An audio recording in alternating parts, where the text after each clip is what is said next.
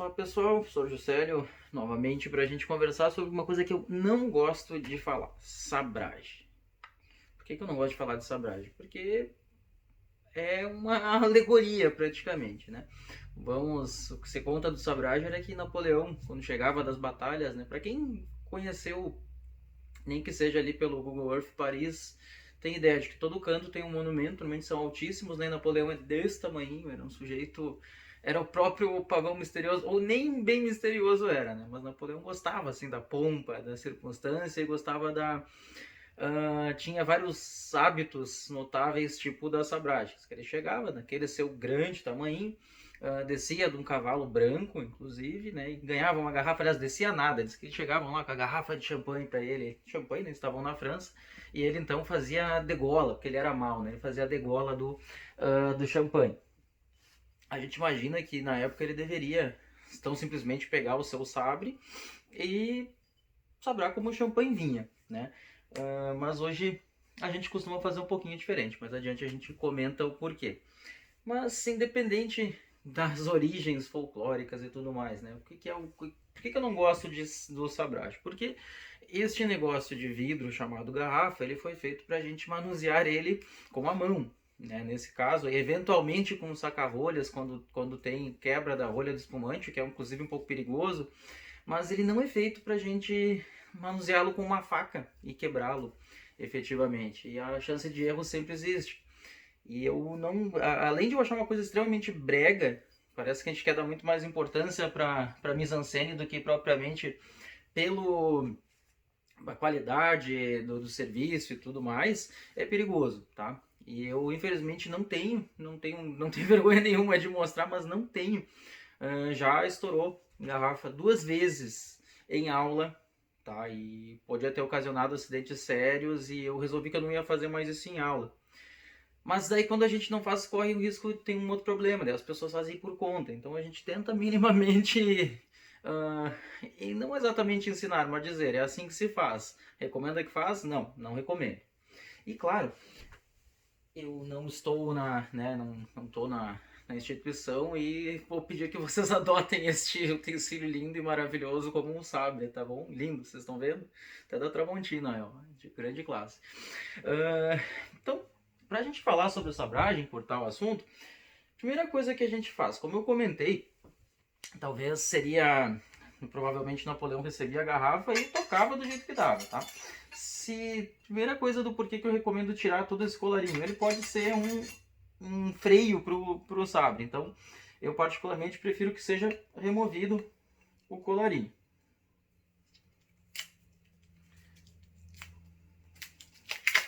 Isso é outra coisa que também fica meio feia do serviço, né? A gente descaracteriza bastante a embalagem. Eu tento sempre manter o rótulo à vista dos presentes, eu não quero trabalhar, né, com ele longe de quem está vendo. Embora o serviço dificilmente seja perfeito quando a gente faz uma coisa que não é perfeita, né? Que não era para ser feita, inclusive. Aí a gente procura essa emenda da garrafa. Ela tem as garrafas é largado uma bolha de vidro entre duas formas e elas acabam tendo esse ponto aqui que é onde elas emendam. E elas emendam também o bico com o resto. O que se fala, e de tudo que eu fiz até hoje, é claro que não tem uma pesquisa científica sobre como você deve realizar o sobragem, é que acertando nesse ponto é um plano de fraqueza, tem algum sentido aí para quem é da engenharia isso, né? E a garrafa deslocaria, né, o vidro, quebraria e deslocaria ele de um modo mais adequado, de um modo mais bonito. Não é exatamente bonito, mas com menos perigo, oferecendo um chanfro bonitinho. A gente vai ver se fizer e der tudo certo. Ela fica sem pedaços do gargalo, ela fica num chanfro, tá? Então, aconselho tirar todo o colarinho. Gaiola. A gente viu em serviço que deveria deixar a gaiola, né? É um perigo abri-la. Gente, é um perigo sabrar, né? Isso esquece. E por que eu prefiro fazer sem a gaiola? Porque você tem mais precisão quando faz o golpe aqui, né? Eu já tem anos que eu faço isso aí, vamos botar aí, ixi, a gente deve ter uns 20 anos. Eu acabei aprendendo algumas coisas. Realmente essa posição do fio da garrafa parece ser a que mais dá certinho. A força também, né? Não pode ser muito, é um golpe seco. Claro que não é tão legal assim quando você tenta uma vez e não consegue, mas é melhor que você faça força para menos do que para mais, tá? Força para mais pode estourar a garrafa e esfacelar mesmo o gargalo. O ideal é quando ele sai inteirinho em duas partes, garrafa e o gargalo quebrado em chanfro. Então, a gaiola algumas vezes distribui mal o golpe, deixa mais esfacelado o bico, e mesmo se quebra a gaiola de vez em quando. Eu prefiro sem. Pode saltar a rolha? Pode. Pode quebrar a garrafa, com ou sem a gaiola, ou seja... E quebrar a garrafa é importante dizer, não é necessariamente imperícia. A garrafa não foi feita para isso. Tento manter então o rótulo à vista dos presentes, manter a garrafa sempre inclinada, né? Nunca deitada, posicionar no fio da garrafa, deslizar, tá? Não é uma porrada assim, eu vou tentar fazer isso depois para ver o que acontece, provavelmente vai dar bobagem. E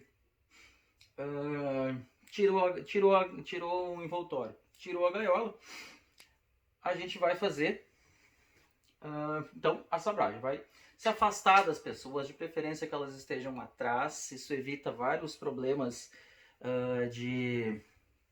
enfim, né, de acabar tendo aí estouro de vidros, os vidros tendem a saltar para frente, e vocês vão empunhar ela por baixo. Por quê? Porque dessa forma vocês evitam a parte mais grossa da garrafa vai ser essa, vocês evitam que, caso estoure, caso dê errado, vocês se machuquem. Com a garrafa vazia ela não vai estourar, tá? Não tem pressão. Então fiquem tranquilos, vai saltar pela força física que a gente vai fazer. Segura ela mais ou menos aqui assim. Eu tenho uma TV na minha frente, eu preciso ter um pouco de cuidado. Aqui, deixa eu tentar mostrar.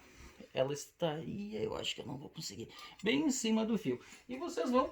E outra coisa, tentem trabalhar sempre nessa parte reta aqui, para evitar que vocês se percam na precisão do golpe. Quanto mais aqui vocês tiverem, vocês conseguem fazer tipo... Isso aqui, deu direitinho. Assim fica o chanfro, sem um pedaço do gargalo, efetivamente. Deixa eu só pegar aqui.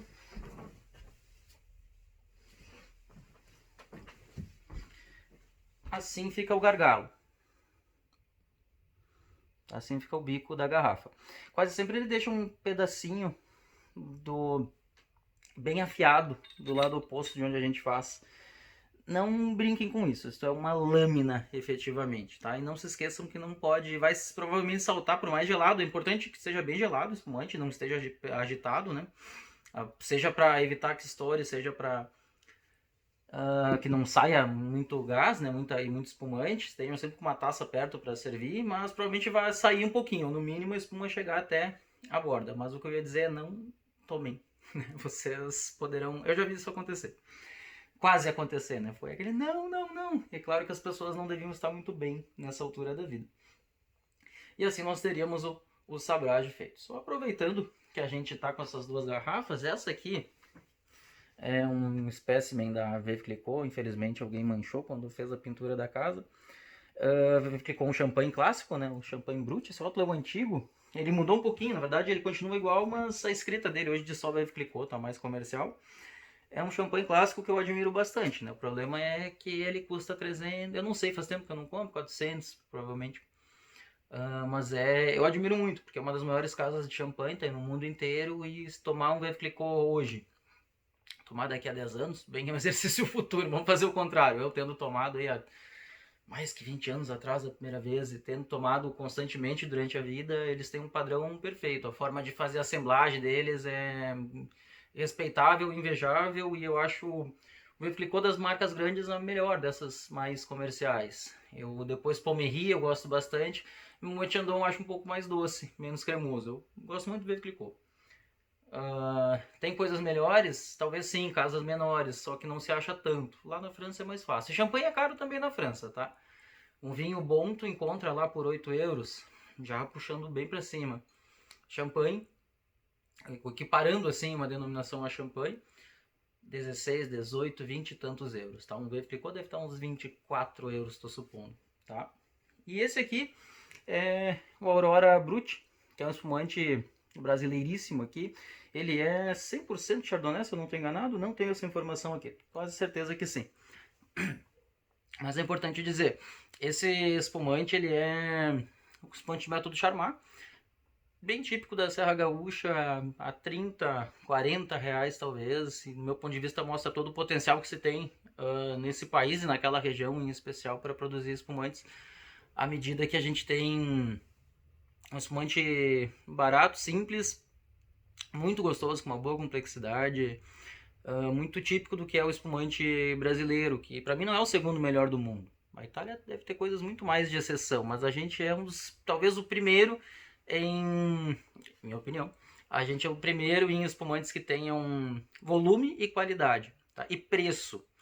R$ 30 no Brasil por um vinho, muitas vezes ele deixa a desejar. R$ 30 no espumante quase nunca deixa a desejar, tá? E cada vez que tu aumente o preço, os espumantes quase sempre estão à frente do que um vinho tranquilo, sobretudo que tintos. Eu aprecio bastante esse produto. Também quando a gente fala de algum produto da Aurora, ou podia ser da Salton, uma empresa grande, somente essas que têm produtos mais voltados para consumo popular, né? E mesmo vinho comum, vinho de uva americana, as pessoas têm muito essa coisa assim, nunca vai fazer um vinho bom, nunca é possível. Muitas são as possibilidades, né? E acho que é bom a gente tentar tirar esse véu assim de o que é pequeno é bom, o que é grande é ruim, porque tem muito pequeno ruim e tem muito grande bom. E acho que a Aurora é um desses casos, que consegue fazer muitas coisas, desde vinhos que eu não tomo, porque não gosto, não são para o meu paladar, mas que vendem muito bem, logo eles estão certos, a gente produz para vender, não para fazer museu.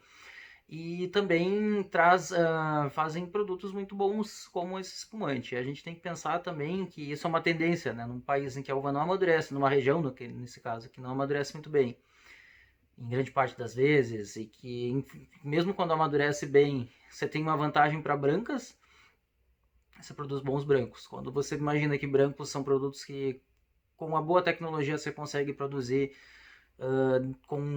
não só com decência, mas com qualidade, com diferencial, bem, isso se explica bastante. Acho que é importante pensar nisso, tentar romper essa ideia de que necessariamente vinhos que produzem pouco são bons, vinhos que produzem muito são ruins, vinhos que não são, que são, enfim, de meios comerciais pasteurizados. É um erro falar sobre isso, eu não quero dissecar essa informação, mas os vinhos pasteurizados são péssimos, né? Não, gente, eu acho que o que o cara faz lá natural e tudo mais é melhor. Tem todo tipo de vinho em tudo que é gama. Eu acho que isso é importante a gente aproveitar esse momento para comentar. E vejamos, para retomar aqui, só para a gente lembrar, se não sabe, né? Tirou o envoltório todo, tirou a gaiola, posicionou aqui no fio da garrafa, desliza, tá? Não faz direto aqui, só dá uma deslizadinha. Não faça isso, eu tenho medo de quebrar, vai quebrar, é melhor eu não fazer. Não é um golpe assim, tá? Que seja, é bem perigoso fazer isso. Imagine uma coisa, se eu continuasse aqui, ela ia quebrar, ia localizado aqui, provavelmente, talvez eu rachar um pouquinho. E ok, se essa garrafa tivesse cheia, ela ia explodir. E aí, né? Não preciso dizer que acidentes provavelmente aconteceriam. As 2 vezes que estourou na minha mão acabou dando certo, ficou tudo bem, mas sempre tem algum risco, né? Tá, e por que estoura se a gente faz tudo certinho? Bom, é porque vidro não é feito para isso, né? As 2 vezes, o que eu percebi? Uma delas, a primeira vez, a garrafa nitidamente era a garrafa de menor qualidade. Eu não vou falar o nome do produto aqui, mas tem linhas e linhas, né? E tem linhas e linhas de garrafas também. Normalmente as garrafas que chamam de transição, quando está no começo e no fim da produção, estão mais possíveis de ter problemas. E às vezes tem lotes, eu numa empresa que trabalhei, lembro uma vez um lote engarrafando Charmat que estourava a garrafa todo tempo. Às vezes tem algum desvio de produção. E mesmo nas garrafas melhores, nas sabidamente menos boas, às vezes ela tem diferença de espessura. E o que eu estourei na minha mão foi bem nítido, assim. Um lado era mais grosso, outro lado era mais fininho.